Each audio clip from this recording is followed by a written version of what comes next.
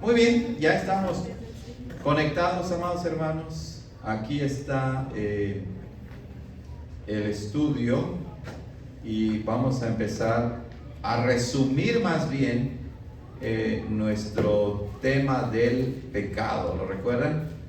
Estuvimos hablando acerca del carácter esencial del pecado. Miramos que el pecado siempre tiene un nexo con Dios y su voluntad. Eso significa que el pecado es pecado porque es una violación, desobediencia o transgresión de la ley de Dios. Si entendemos eso, eso nos va a librar de muchos malentendidos acerca de lo que es el pecado. Entonces, el pecado no es este libro. El pecado no es un cigarro, por ejemplo. El pecado no es un arma.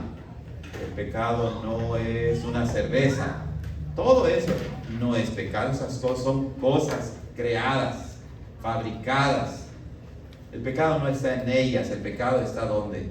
En el corazón, cuando desobedecemos la voluntad de Dios, cuando nos rebelamos contra Dios.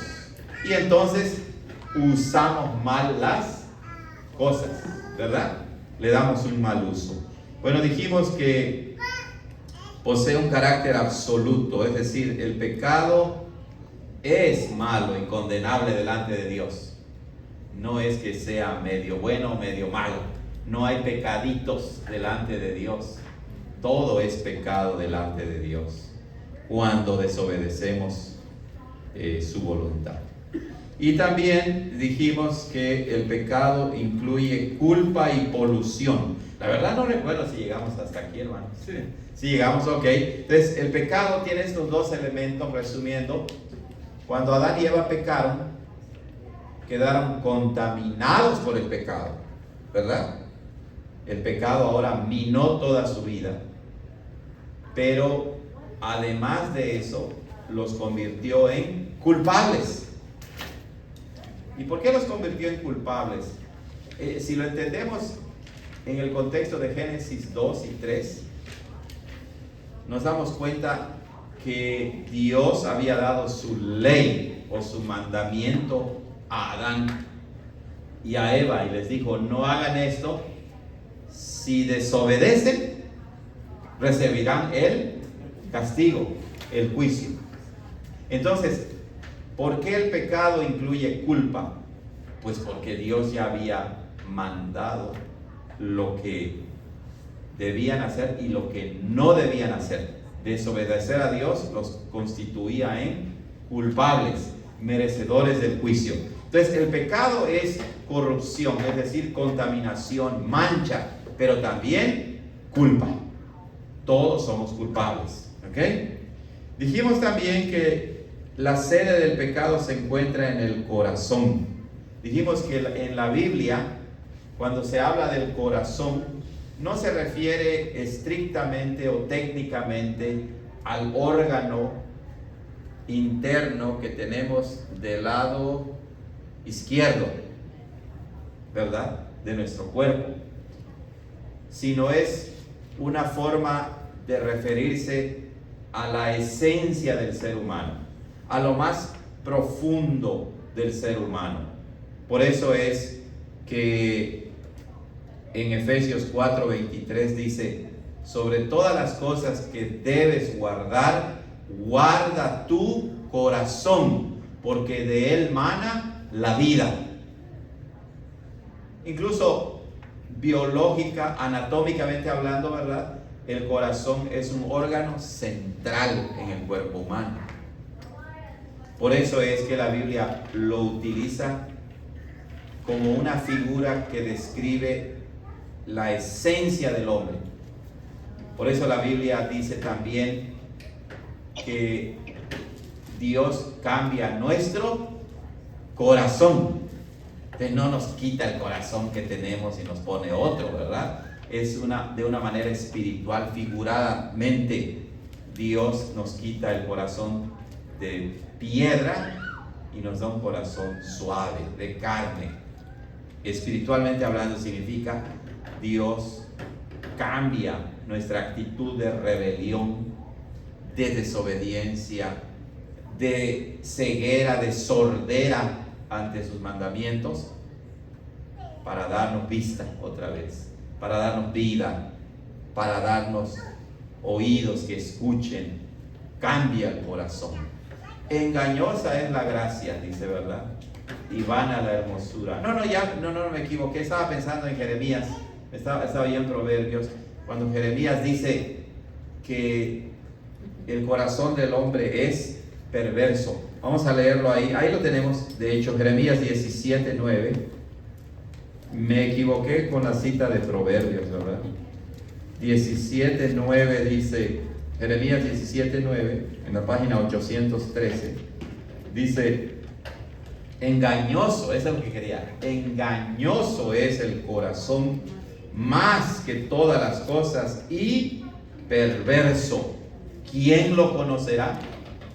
Impresionante lo que dice, ¿verdad? Jeremías 17:9. Por eso es que la sede del pecado, el lugar donde el pecado se encuentra en el ser humano, es el corazón, que es otra forma de decir que está presente en la totalidad de la vida del ser humano y al mismo tiempo que está arraigado en lo más que profundo del ser humano. ¿Ok? Entonces el pecado tiene estas dos características o elementos: culpa, contaminación, y se encuentra en el corazón. ¿Ok? También miramos que el pecado no consiste únicamente en obras externas. Lo sabemos, ¿verdad? El pecado, en primer lugar, entonces, de acuerdo con lo que estamos diciendo, el pecado en primer lugar empieza y se manifiesta ¿dónde? ¿Externo o interno? Interno, ¿verdad? Porque del corazón mana la vida, dice Proverbios 4:23. Guarda tu corazón porque de él mana la vida. El Señor Jesucristo dice que del corazón salen los malos pensamientos, los robos, las fornicaciones, es decir, pensamientos sexuales inmorales de todo tipo, los asesinatos y todo aquello que es malo, nace del corazón. Pero se nos olvida eso y somos convenencieros en un sentido, porque al igual que los fariseos que se oponían a Jesús, les gustaba señalar únicamente los pecados externos o acciones externas. Por eso es que Jesús, en uno de los diálogos que sostuvo con los fariseos, en una ocasión les dijo: escribas y fariseos hipócritas, ustedes son como sepulcros blanqueados. Por dentro están bien pintados, pero por dentro están llenos de huesos podridos. ¿Verdad? Y es que era la costumbre en el pueblo de Israel que para no contaminarse con las tumbas o los cadáveres, algunas tumbas, si no estaban en cuevas, las pintaban de blanco para que los que iban caminando en la noche pudieran evadirlas. ¿Ok? Entonces Jesús utiliza esa analogía del cementerio, de las tumbas, y les dice sepulcros blanqueados. O sea, hipócritas. Piensan que lo externo es lo primero o lo más importante, pero Dios ve el corazón. Entonces el pecado no consiste únicamente en obras externas, sí incluye obras externas. Por eso Jesús también dice que de acuerdo con nuestros frutos seremos conocidos. Entonces el pecado en primer lugar es interno, y de lo que hay en el corazón, dice Jesús, habla la boca. Desde lo que hay en tu corazón se expresará, se manifestará externamente. Por eso es que como cristianos reformados, maduros, bíblicos, y esperamos que cada día que pase lo comprendamos mejor. No somos prontos o rápidos para juzgar a alguien por alguna acción externa que cometió y entonces empezar a juzgar, o por algo externo que le sucede a alguien y entonces decimos como los fariseos, seguramente pecó. No, puede ser, pero no necesariamente. Supongamos, ¿no?, que los dos Josés que tenemos aquí, los veo que salieron de una cantina, de un bar.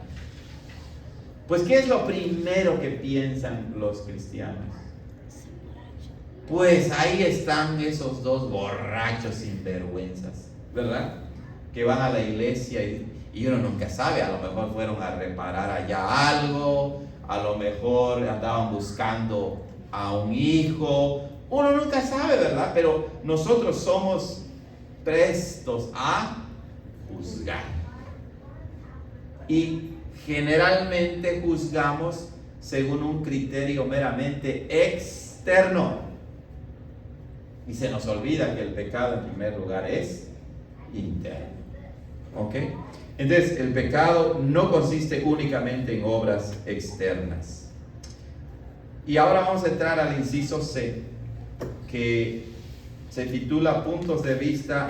Eso ya lo habíamos visto también, ya lo habíamos visto. Bueno, nunca está de más un repaso, ¿verdad? Nunca está de más. Entonces vamos a continuar. Todo esto ya lo habíamos visto, hermanos. Y lo terminamos.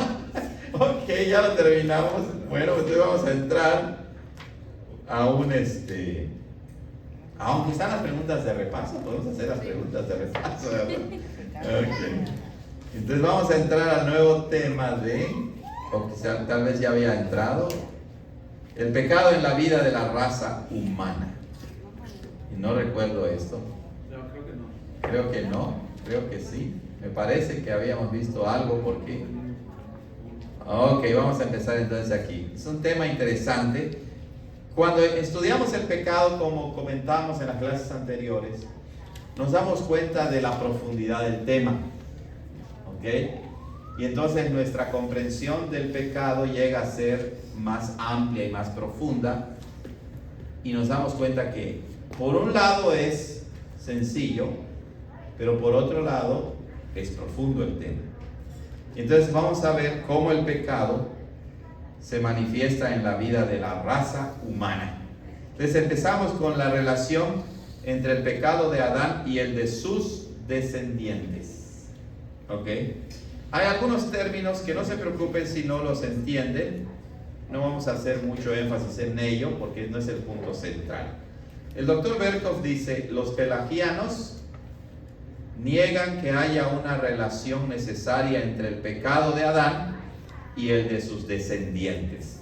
Básicamente, estos grupos pelagianos que eran seguidores de un monje que vivió en el siglo IV más o menos, se llamaba Pelagio, pues ellos decían que cuando Adán pecó y se dañó a sí mismo y a nadie más. Entonces, el pecado de Adán no afecta a su descendencia. ¿Ok? Por eso dice que haya una relación necesaria entre el pecado de Adán y el de sus descendientes. Lo niegan. No hay relación, no hay conexión. Los antiguos arminianos, que son otros grupos dentro de la cristiandad, afirmaron que los seres humanos heredan la corrupción natural de Adán. Lo que dijimos hace rato, ¿recuerdan los dos aspectos del pecado? Corrupción y culpa. Pero escuchen lo que ellos dicen. Pero que de ninguna manera son responsables del pecado de Adán. Es decir, no son culpables del pecado de Adán. Mientras que los arminianos posteriores o wesleyanos, que estos son grupos, los arminianos siguieron a un teólogo holandés llamado Arminio, y los wesleyanos seguían también a un teólogo llamado Juan Wesley. ¿Ok? Los wesleyanos o arminianos posteriores creen que la corrupción innata del ser humano también incluye la culpa. O sea, ellos dijeron, ok, sí, los wesleyanos dijeron, no, sí, el pecado incluye tanto corrupción, contaminación y culpa. Pero noten que esto es interesante porque el punto de contención es el pecado de Adán. Y cuando hablamos de Adán incluye a Eva, pero hablamos de Adán porque Adán es nuestro representante legal ante Dios. Dios establece un pacto con él y lo hace cabeza de la humanidad en ese sentido. ¿Ok? El punto de contención es, ¿hay alguna relación entre el pecado de Adán y de la humanidad que provino de él? Unos dicen no, otros decimos sí. ¿Qué dice la Biblia? Ese es el punto. ¿Ok? Ese es el punto. Bueno, hay varias explicaciones. En primer lugar, la teoría realista. La más antigua es la teoría realista, que afirma que Dios originalmente creó una naturaleza humana general. Noten ahí qué interesante descripción, ¿verdad? Una naturaleza humana general, la cual con el correr del tiempo fue dividiéndose en tantas partes como individuos humanos hay. Adán poseía la totalidad de esta naturaleza humana general y como resultado de su pecado, esta naturaleza se saturó de culpa y polución, es decir, corrupción. Como consecuencia de esto, cada parte individual de esta naturaleza comparte también dicha culpa y polución. Eso es una idea, una doctrina muy interesante, ¿verdad? Suena medio extraño a nosotros, porque lo que está diciendo en palabras tal vez más sencillas es que Dios originalmente en Adán, y eso complica más, ¿verdad? En Adán crea la humanidad en general. Y luego, esa humanidad en general se va particularizando. Como si existiera una especie de burbuja gigante que es la humanidad. Y entonces, con el tiempo, se desprende un pedacito que constituye a un ser humano particular. Esa humanidad, esa esencia de la humanidad, por así decirlo, estaba como contenida en su totalidad en Adán, y después como que fueron saliendo seres humanos de allí, ¿no? Lo general se hizo particular. Esa es la idea que hay. Es una forma de tratar de entender la conexión que hay, si es que hay, entre nuestros primeros padres y su posteridad. ¿Ok? Bueno, esa teoría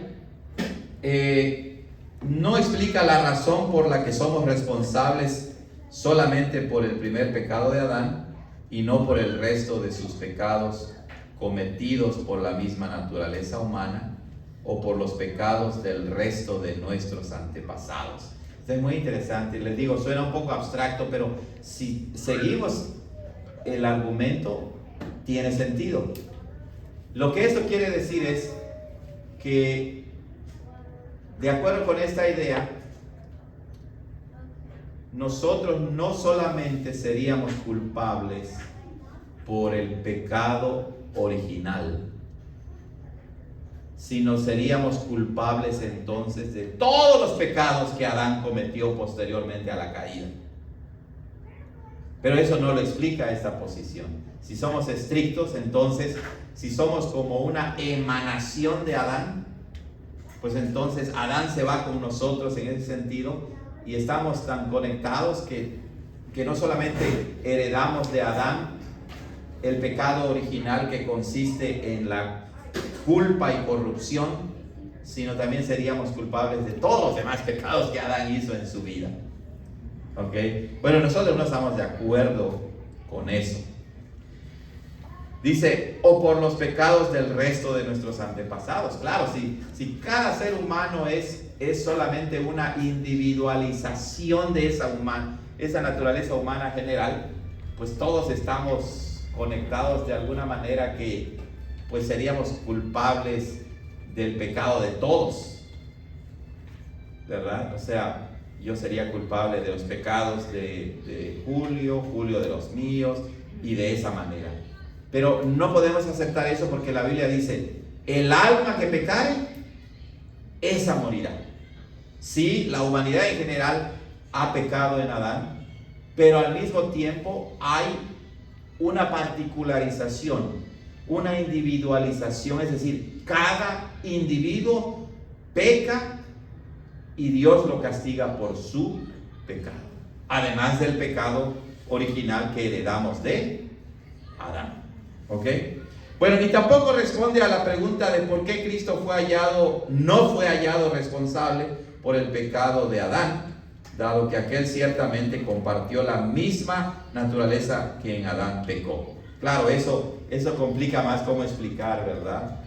A Cristo. Si Cristo es como una emanación de Adán, pues necesariamente tiene que ser culpable del pecado original y de los demás pecados. Entonces nosotros definitivamente no estamos de acuerdo, ¿verdad?, con la teoría realista, pero sí podemos estar de acuerdo en el sentido de que el pecado de Adán afectó a toda su descendencia, y también de que el pecado incluye los dos elementos de culpa y contaminación. Culpa, corrupción, culpa y mancha. En eso sí podemos estar de acuerdo porque la Biblia lo enseña. Pero hay otra teoría, la teoría de la imputación inmediata en el pacto de obras. Vamos a ver qué es eso. La palabra imputación es un término legal, forense, como se dice. Cuando se imputa algo, se atribuye legalmente algo a alguien. Eso es lo que significa.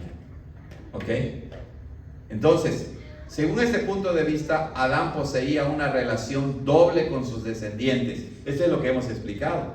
Él era la cabeza natural de la raza humana, el progenitor de todos los seres humanos. Claro, natural, biológicamente hablando, por así decirlo, todos provenimos de Adán. Él es la cabeza natural. Pero a esta relación natural, Dios agregó la relación del pacto, que en términos técnicos se le conoce como la cabeza federal o cabeza pactual. Recuerden que ya hemos hablado del pacto. Si lo recordamos y lo vamos aplicando, vemos cómo en la escritura esto tiene sentido y nos ayuda a entender por qué la relación de Adán con sus descendientes. Entonces, en conexión con la relación del pacto, Adán también fue asignado como representante de todos sus descendientes. ¿Recuerdan? Dios hizo un pacto con Adán. Adán representaba a toda la raza humana. Cuando Adán peca, entonces, como representa a toda la humanidad cayó en Adán. Pecó en Adán. ¿Por qué? Porque Adán era nuestro representante federal, pactual, de pacto. ¿Ok? Lo hemos tratado de ejemplificar de muchas maneras. Una de ellas es el rol de los padres con sus hijos. Natural y legalmente somos padres de nuestros hijos, ¿verdad? Naturalmente nacen de uno, por así decirlo, pero también legalmente ante la ley son nuestros hijos.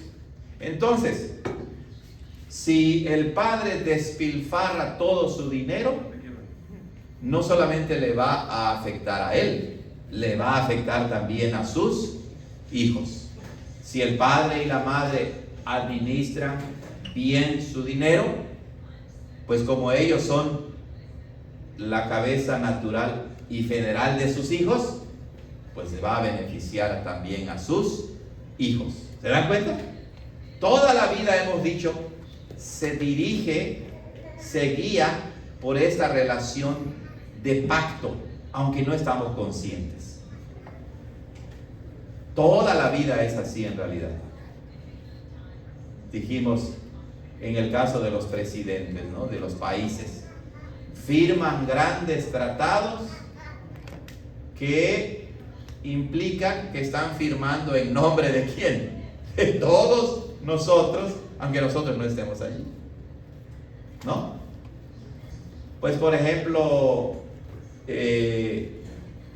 podemos hablar acerca de muchos temas, ¿no?, que nuestros presidentes o líderes nos representan y que nosotros luego ni enterados estábamos, ni siquiera sabíamos eso. Y si no seguimos los eventos políticos, pues mucho menos. Pero se dan cuenta, ahí hay una relación federal, pactual, de representatividad legal. Muy bien, entonces, cuando Adán pecó en esta condición de representante, la culpa de su pecado fue naturalmente imputada, dada, atribuida legalmente a todos aquellos a quienes él representaba. Y como resultado de esto, todos ellos nacen en un estado corrupto, es decir, manchado por el pecado. Esta teoría explica la razón por la cual los descendientes de Adán son únicamente responsables por el singular pecado que él cometió como cabeza del pacto. La razón por la que no son responsables por los pecados de sus antepasados y la razón por la que Cristo, el cual no es una persona humana, no comparte la culpa de Adán. Aquí vamos a explicar algo de eso porque suena un poco confuso, pero es bien interesante. Cuando lo entendemos hace mucho sentido. Noten lo que dice primero.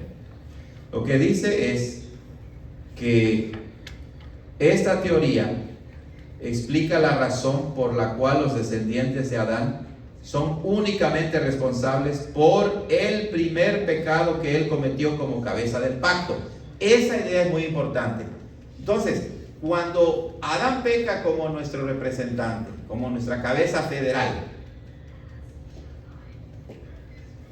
ese primer pecado que él cometió incluía la corrupción y la culpa, y esa corrupción y culpa debido a ese pecado original es lo que se atribuye a toda la humanidad.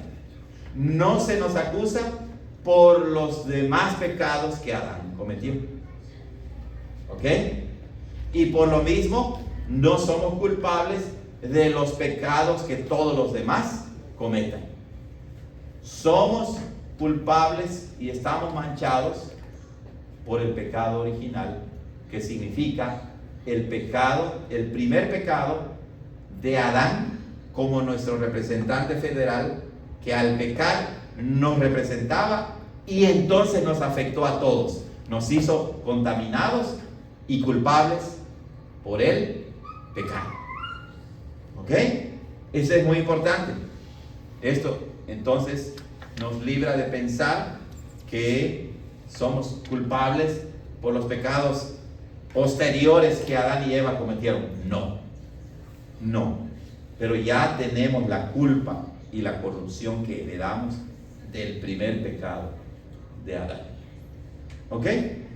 Hermana Silvia. Estoy luchando. Sí, claro. ¿Cómo hacer una diferencia, por ejemplo, cuando del sacrificio del Señor Jesucristo? Correcto. Dice que es una sola vez y para siempre. Correcto. Para hacer salvo. Así en es. Adán es como ser humano representante una vez y para siempre. No podemos desligarnos de ese pecado. Exacto. Sí, por eso es que a Cristo se le llama el segundo Adán. La hermana Silvia está hablando acerca de la obra de Cristo en la cruz, ¿verdad? La obra de redención. La obra que Él hizo fue de una vez y para siempre. Así también, lo que Adán hizo nos afectó permanentemente a todos. Como usted dice, ese único pecado, no todo lo Exacto, ese pecado que incluye culpa y corrupción afectó a toda la humanidad.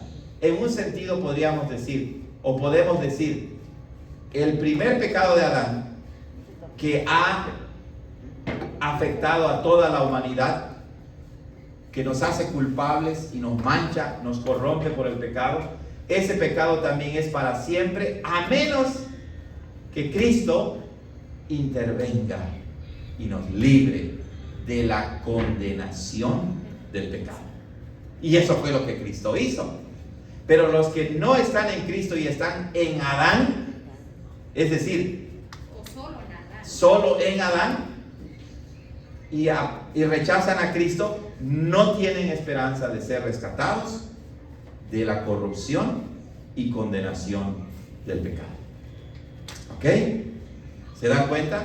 Entonces, de ahí la importancia de esa conexión que el apóstol Pablo hace entre el primer Adán y el segundo Adán, que es Cristo, en Romanos capítulo 5, del versículo 12 en adelante.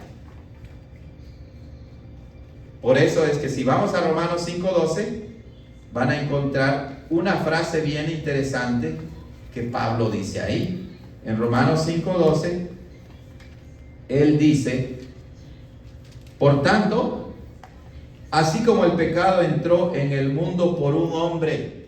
¿Y quién es ese hombre? Adán. Y por el pecado, la muerte. ¿Se dan cuenta? Por el pecado, la muerte. Y la muerte así pasó a todos los hombres, es decir, a toda la humanidad. Y vean lo que dice al final: por cuanto todos pecaron. O sea, todos pecamos en Adán. O sea, el pecado de Adán nos afectó a todos, al grado que Pablo dice que todos hemos pecado en Adán. Pero ¿cómo pequé yo en Adán si yo no estaba allí? Porque precisamente Adán funciona como mi cabeza federal, pactual, mi representante legal en el pacto de obras, que hemos explicado anteriormente. Por eso es que todos pecamos. Si él lo representaba, pues entonces, si él pecó, adquirió la corrupción y la culpa del pecado, pues todos los descendientes de él nacemos ya con la culpa y la corrupción del pecado, o la condenación del pecado. Ese es el pecado original. Lo que implica. El pecado original no es que Adán comió de la fruta prohibida, lo implica, pero es mucho más que eso. Implica que pecó como mi representante federal, pactual, de pacto, y afectó a toda su descendencia. ¿Ok? Ahí está. ¿Sí, hermano Julio? Una observación, ¿verdad? Sí. Como en el ejemplo de los padres y los hijos, Sí. el punto de la representatividad casi siempre se hace se hace notable cuando está en el sentido negativo, ¿no? Ajá. O sea, como por ejemplo, si Adán no hubiera pecado y nosotros nacemos en un estado de perfección, ni nos damos cuenta. Correcto. de esa representatividad, Claro, que nacemos en semejanza a la condición de Adán. así es. Y como los padres, ¿verdad? Los hijos, mientras hay dinero, Exacto. no hay problemas, los hijos pues no saben de eso. Correcto. El problema es cuando se ven afectados. Así es. Nosotros Sí. nos vemos afectados por el pecado. Hermano Julio está haciendo un punto interesante para entender esto, que es muy importante.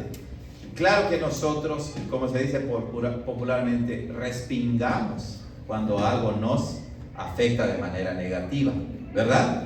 Entonces decimos, bueno, por culpa de Adán, ¿no? Ahora soy culpable. ¿Verdad? Podemos aceptar. Exacto.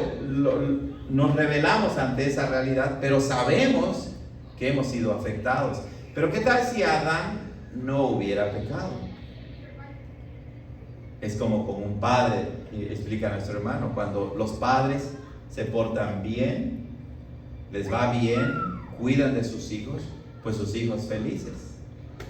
Pero cuando el padre se vuelve borracho, golpeador o lo que sea, entonces uno se da cuenta de que realmente está siendo afectado, ¿verdad?, por la conducta irresponsable de tu padre. Y entonces dice, exacto, por algo que no hacemos, pero que estamos siendo ¿qué? Afectados por eso. Y entonces decimos, ¿cómo es posible? Bueno, pues es posible porque es tu padre o tu madre, y todo lo que hace, para bien o para mal, te va a afectar. Ahora, cuando trasladamos esta realidad a lo que Cristo hizo, nos damos cuenta entonces que Cristo es el segundo y perfecto Adán. Cristo sí pasó la prueba. ¿Recuerdan cuando fue tentado por el diablo en el desierto? Cristo pasó la prueba, no cedió a la tentación de Satanás, vence la tentación, y entonces cuando Él muere por nosotros, lo hace representándonos a todos los que creemos de corazón en Él, de modo que todos los beneficios de la obra salvadora de Cristo se nos son imputados, dados, atribuidos sin merecerlos. Y entonces decimos: Señor, gracias porque eres mi representante federal, mi cabeza federal, porque si no fuera así, ya hubiera yo perdido mi salvación.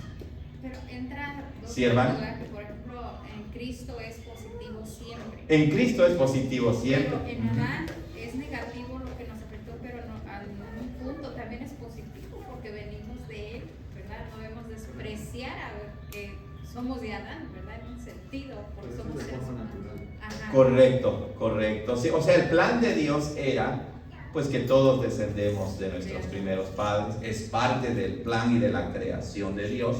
Pero las buenas nuevas en realidad es que entre la raza humana, de la masa perdida de la humanidad, Dios en su misericordia nos escogió a nosotros. ¿Por qué? Porque éramos especiales, porque éramos muy hermosos. No, ¿verdad? Por la pura gracia y misericordia de Dios. Envió a su Hijo a morir por los que ya no teníamos ninguna esperanza de recuperación. Hermano Julio. Cuando dice de los antiguos alienígenas afirmaron los seres humanos que Sí. eran la corrupción natural de Adán, Sí. pero que de ninguna manera son responsables del pecado de eso no sé, ¿verdad?, si sea por esta razón, pero quizás lo creen porque eso les ayuda con la muerte de los infantes. Correcto. Sí, así es. Así es. Algunos que, hermano Julio está hablando de estos arminianos que dicen que el pecado de Adán no nos afectó nada más la corrupción, pero no la culpa. No la culpa. Y entonces una de las razones pudiera ser que cuando muere un niño, dicen, pues no ha pecado, ¿no? Y entonces, aunque está manchado, pero no ha pecado, pues entonces todos los niños son salvos. Pero Romanos dice por cuanto todos pecaron. Claro, exacto, Romanos dice por cuanto todos pecaron. O sea, todos incluye a toda la humanidad. O sea, bíblicamente hablando, ese argumento no se puede sostener. No se puede sostener. Pero después, la teoría de la imputación inmediata, ¿verdad?, que se nos atribuye directamente la culpa y corrupción de Adán, dice que también explica la razón por la que no son responsables por los pecados de sus antepasados. Claro, ya lo dijimos eso. Somos responsables solamente por el pecado original, no por todos los demás pecados que cometieron. Y también explica la razón por la que Cristo, el cual no es una persona humana, no comparte la culpa de Adán. Esa frase es interesante, ¿verdad? Hay que tener cuidado cómo entenderla, porque Cristo sí tiene una naturaleza humana, ¿verdad? Él es el Hijo de Dios, que es verdadero Dios y verdadero hombre. Entonces tiene una naturaleza humana. Jesús lloraba, Jesús se cansaba, en la cruz tuvo sed, dormía, caminaba, era una persona real, histórica, verdadera. Pero cuando dice que Cristo no es una persona humana, es cierto. ¿En qué sentido? De que Adán fue creado como una persona humana, con una naturaleza humana.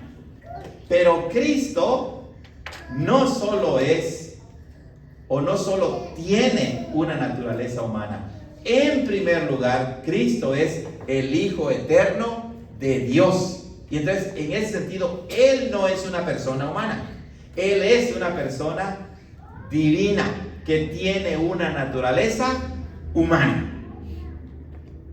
Es muy, muy importante hacer esa distinción, porque sin darnos cuenta podemos bajar a Cristo a un nivel puramente humano y confundimos que Él sea, o que tenga más bien, una naturaleza humana, pensando que entonces es una persona humana. No.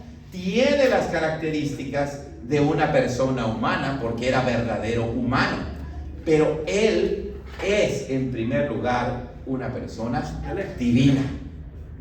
Él es Dios en primer lugar.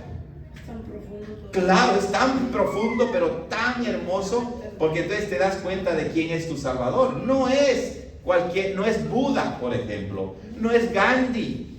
Ellos sí eran igual que nosotros, personas humanas y con una naturaleza humana. Pero nuestro Salvador, como lo hemos estudiado el domingo en el Catecismo de Heidelberg, Él es, en primer lugar, verdadero Dios y después verdadero hombre, porque asume la naturaleza humana y no convierte la divinidad de Cristo en humana.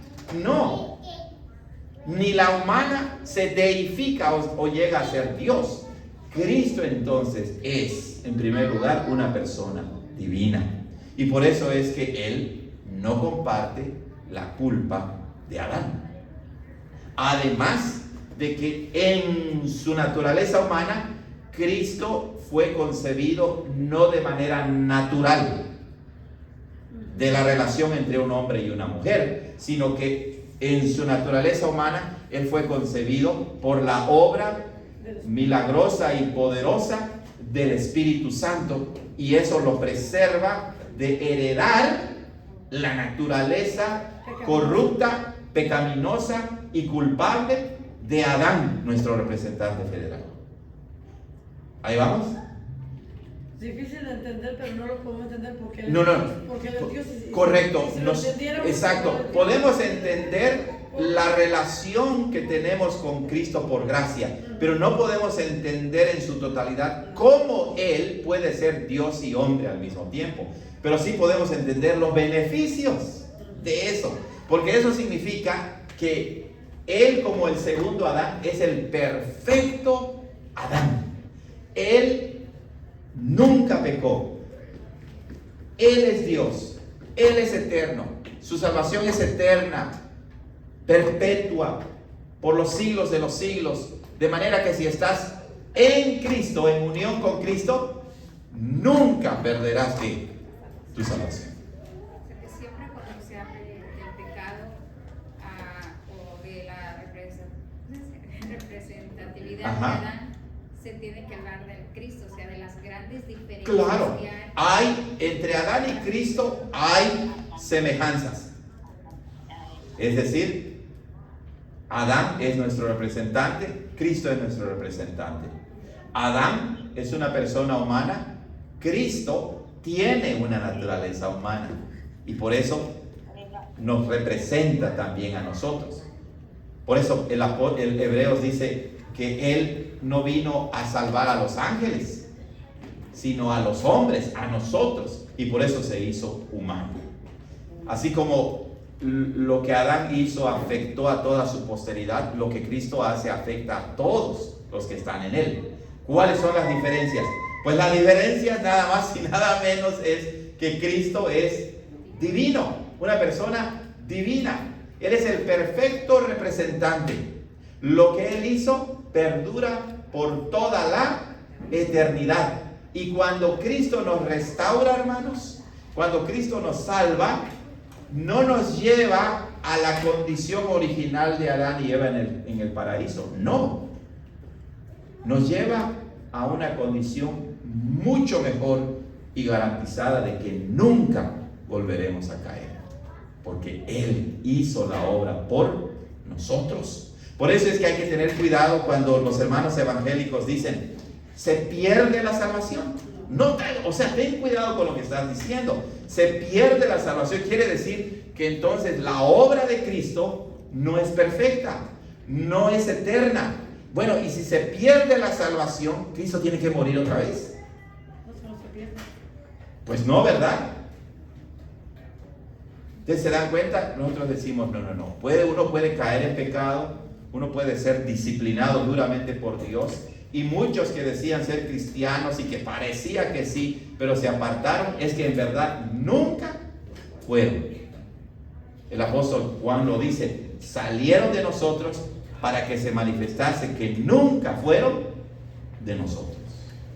Y se caen, la Biblia dice que mis ovejas oyen mi voz. Así es, si eres elegido y caes en pecado, serás disciplinado por Dios y serás restaurado. Pero si no regresas, o sea, nunca fuiste cristiano en realidad. Hermano Julio. A ver si puede ayudar esto, no estoy seguro. Por ejemplo, pregunto, ¿los ángeles son personas? Los ángeles, hermano Julio está preguntando, los ángeles son personas, son seres angelicales, espirituales, hermano. ¿No se les puede llamar personas? Hermano Julio pregunta, ¿a un ángel se le puede llamar persona? Obviamente ¿verdad? No creo, hermano Julio, que solo sería... Bueno, tienen una personalidad, porque los elementos de una personalidad es que eres consciente, que tomas decisiones, tienes una relación con alguien, y los ángeles tienen una relación con Dios entre ellos mismos. Entonces usan su mente, su razón, ¿verdad? O sea, en ese sentido tienen una personalidad. ¿Podríamos decir que son personas espirituales? Puede ser. Tal vez, pero... Porque yo he escuchado que dicen que les llaman personas angelicales, ¿verdad? Sí. Y lo decía porque, por ejemplo, en el caso de Cristo, ¿verdad? Que es una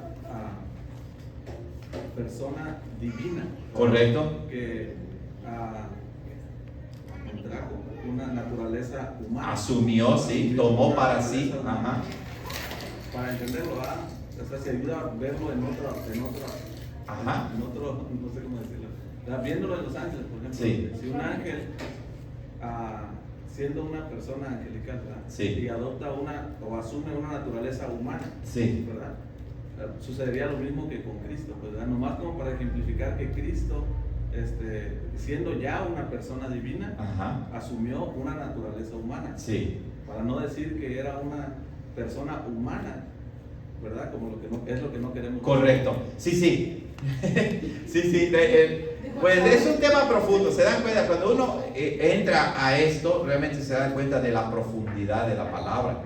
Porque Jesucristo no adoptó a una persona humana. Él adoptó una naturaleza humana. Es decir, la diferencia es la siguiente. Una persona humana significa un ser humano que existe, como tú y como yo. Cristo no vino y adoptó a Miguel y después le quitó el nombre y lo metió a su ser, y ahora está compuesto de dos personas, la persona divina y la persona humana. No. Es algo que rebasa nuestro entendimiento, pero tiene implicaciones si lo entendemos incorrectamente, como también si lo entendemos correctamente. No, Cristo asumió una naturaleza humana. Y entonces esa combinación de su naturaleza divina y humana constituye la persona divina de Cristo. No hay dos personas en Cristo. Hay una persona que tiene dos naturalezas, la divina y la humana. Y en ese sentido es único. Y en ese sentido, claro, es único. Por eso eres el único mediador entre Dios y los hombres. No hay otro mediador. ¿Qué otro mediador quieres buscar? Todos los demás que se quieran proponer como mediadores solamente son seres humanos. O un ángel si tú lo quieres, pero no divinos. Son creación de Dios. ¿Cómo me pueden reconciliar con la divinidad? Dios mismo tenía que reconciliarnos con Él mismo. Y lo hizo en la persona de su Hijo. De ahí la importancia de la doctrina de la Santísima Trinidad. Nuestro Dios es trino: Padre, Hijo y Espíritu Santo. Si se dan cuenta, es impresionante esto, pero es muy, muy importante que lo entendamos. pastor, me estaba pensando Sí. ahorita sobre la salvación se pierde, no se pierde. Esto está fuera de eso, pero como lo tenía en la mente. Una persona que tú la ves por 20 años, que Sí. pues era un cristiano, cae en pecado. Sí, Pero se supone que si, por ejemplo, siendo yo, caigo en pecado, Claro. pues, tengo el Espíritu de Dios, sí, pues voy a ir a arrepentirme, Claro. porque el mismo Espíritu, Así la es. salvación viene de Dios, no viene Sí. de mí, Él me Sí, sí. sostiene. Pero cuando una persona tú ves que no hay arrepentimiento, Claro. me viene donde dice Romanos que por cuanto ellos no decidieron dejar a Dios, Dios los deja. Dios entrega. Puede ser que esa persona, nada más Dios la deje en su Sí, arrepentimiento sí, y sea cristiana. Sí, claro, o sea, si es elegida más bien, en lugar de cristiana, digamos, si es elegida, esa persona que por 20 años estuvo en el cristianismo y de repente te lo encontraste y ahora ya no es cristiana, pues es alguien que si es elegida por Dios, es una persona que o no había sido regenerada todavía, ¿ok? Parecía que sí, regresó a su vida anterior de pecado, de corrupción, de maldad, pero si es elegida, Dios lo regenerará. Como puede ser que si es una persona regenerada pero anda en grave pecado, y si es elegida, tarde o temprano Dios lo traerá de vuelta al camino de la salvación. Pero eso no lo podemos juzgar nosotros. Podemos decir, por sus frutos los conoceréis. Sí, mientras estás en vida y no das frutos de la fe, pues no eres cristiano. Pero nuestro juicio es meramente humano, no es infalible. Y siempre oramos por la misericordia de Dios para esa persona. ¿Ok? Últimamente nada más en cuanto a la culpa, Sí. habíamos dicho anteriormente o habíamos mencionado en el libro, en el progreso, acerca de la evidencia de la muerte Sí. como la evidencia de la culpa. O sea, morimos. Pues. Correcto, así es, así es. Hermanos, ya nos extendimos como unos 8 minutos, ¿ok? Pero creo que ha sido un tema muy importante. Nuevamente, hermanos, algo que debemos tomar en cuenta es lo siguiente. La Biblia, en su mensaje esencial, central, es sencillo. Cree en el Señor Jesucristo y serás salvo tú y tu casa. Si crees en Cristo eres salvo. Pero de ninguna manera eso significa que la fe cristiana, la enseñanza de la Biblia sea algo simplista. Y entonces los cristianos nos engañemos diciendo, wow, esto no tiene nada que ver. O esto no es importante, o esto es pura teoría, nada. No, esto es algo que nos muestra que la fe cristiana es tan profunda como el mar y más alta que los cielos. Nuestro deber, ¿cuál es? Día a día estudiar la palabra, porque es la mina de oro que nunca podemos